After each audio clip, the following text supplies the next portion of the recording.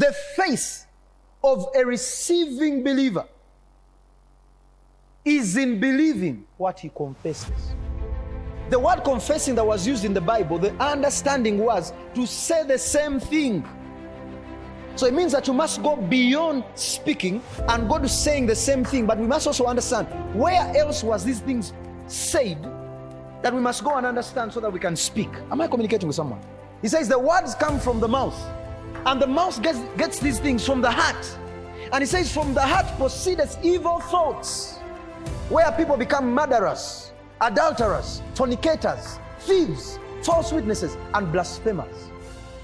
He says all these things begin with the heart. They become thoughts, and then they become words. He has simply answered you how we make confession and where confession must begin. Am I communicating? Because he says, seeing that we have a high priest, let us hold fast our confession. But confession, we both know now that confession is not speaking. It is saying the same thing. It is to agree, meaning that we must have agreed with something. Am I communicating? Oh, yes. So before a person says, I am rich and I'm not poor, he's not speaking it, he's agreeing with something in him. And the Bible says that thing is the heart. And it says when that heart believes that thing, the thoughts of that man begin to think that he's rich. And that man automatically says, I am rich. But the problem we have is that Christians are speaking without thinking, and they are thinking without having it in their heart. Because the heart he was talking about was not the physical heart. He was speaking about the spirit man in you. The Bible calls the spirit man in you the heart. And the same spirit, he calls it the spirit of the mind. When you read Ephesians 4 verse 23, you see, and be renewed in the spirit of your mind. The spirit of your mind, it means that your mind is spiritual. When we talk of thoughts, thoughts are coming from the spirit. So he says if you are born again, you must renew the spirit of your mind. Next verse, which after God is created, and that you put on a new man, which after God is created in righteousness and true holiness. That's the spirit. Your thoughts are spiritual. There's a spirit that governs your thoughts. Mark 11:23 says, he says, verily, verily, I tell you, that whosoever shall say unto this mountain, be thou removed, and be thou cast into the sea, and shall not doubt in his heart. Now you understand the heart is talking about. And shall not doubt in his spirit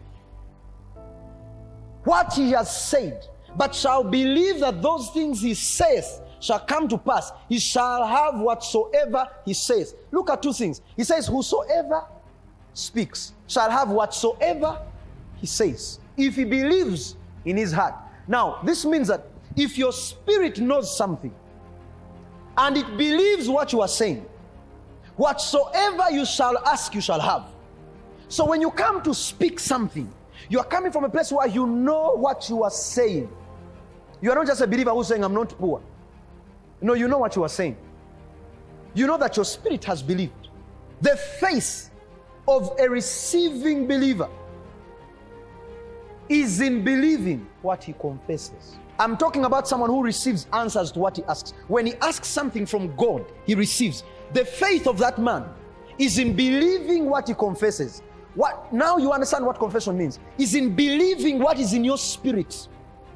Before you ever say a matter, you must believe it. If you don't believe it, don't say it, because it won't happen. Habakkuk asked, where is the God of our forefathers? Oh, yes. How about the things which we had?